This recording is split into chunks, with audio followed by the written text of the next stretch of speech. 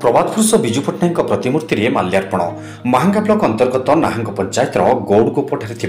प्रभात पुरुष विजु पट्टनायक 109तम जन्मदिवस अवसर में प्रतिमूर्ति में माल्यार्पण कार्यक्रम में नाहांग पंचायत सरपंच प्रतिनिधि देवरंजन महांती, समिति सभ्य दिलीप कुमार सामल, सभापति जलधर नायक, अजय पांडे, निरुद्ध सेठी, चितरंजन धड़, समरेश स्वाई, संग्राम स्वाई, उमेश दास, सुनाकर साहू, पूर्णचंद्र राउतराय, प्रफुल्ल प्रधान, प्रदीप्त प्रधान महापात्र, चितरंजन शतपथी, भाग्यधर साहू, बसंत मिश्र, मनोरंजन शतपथी, प्रियव्रत सिंह प्रमुख जोगदे प्रतिमूर्ति में पुष्पमाल्य अर्पण करने सहित विजु पट्टनायक बहुमुखी प्रतिभा संपर्क में आलोकपात करते। से केवल ओडिशा किंबा भारतवर्षर नुहति समग्र पृथ्वीर जड़े अद्वितीय जननायक भाव परिचित बोली मत देते।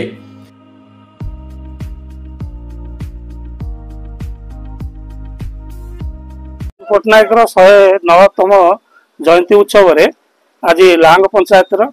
आमर समस्ते उपस्थित थे विजु जनता दल कर्मी भाई माने एवं पंचायत सरपंच प्रतिनिधि देवरंजन महांती महोदय एवं पीएस मेंबर दिलीप कुमार सामल महोदय एवं सभापति जलधर नायक एवं वरिष्ठ विजु जनता दल कर्मी माने उपस्थित रही विजु पट्टनायक प्रतिमूर्ति में फूलमाला अर्पण करते। आज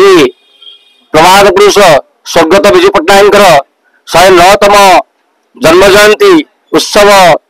आज नाहांग ग्राम पंचायत गौड़गोपठारे विजु जनता दल समस्त बुद्धजीवी एवं कर्मी माने उपस्थित रही एवं आमर नाहांग पंचायत सरपंच प्रतिनिधि देवरंजन महांती, दिलीप सामल